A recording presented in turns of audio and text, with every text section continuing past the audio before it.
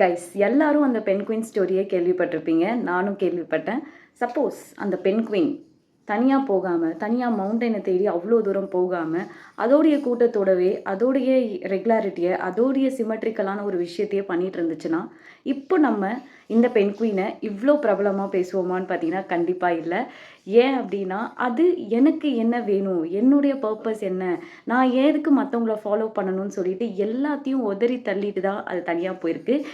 இந்த ஸ்டோரியை பார்க்கும்போது, இந்த சீனை பார்க்கும்போது ஒருத்தருக்கும் ஒரு ஸ்டோரி மைண்டில் வரும்.